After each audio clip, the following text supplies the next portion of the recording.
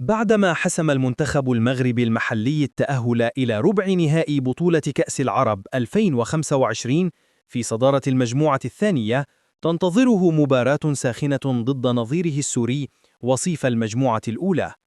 ويلاقي المنتخب المغربي نظيره السوري بعد غد الخميس على أرضية ملعب خليفة الدولي بمدينة الريان جنوب غرب العاصمة القطرية الدوحة.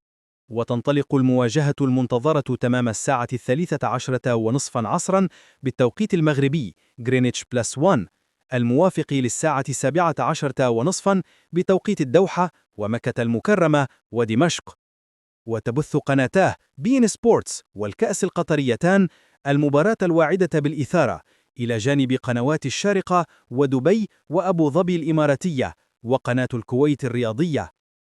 وكان المنتخب المغربي انتصر في الجولة الختامية من دور المجموعات على نظيره السعودي بهدف نظيف حمل إمضاء المهاجم المتألق عزيز بركاوي متصدر هداف البطولة حتى الآن بمجموع 3 أهداف. وضمن بذلك أسود الأطلس التأهل من مركز الزعامة بعدما رفعوا رصيدهم إلى 7 نقط من فوزين على جزر القمر 3-1 والسعودية 1-0 وتعادل أمام سلطنة عمان 0-0.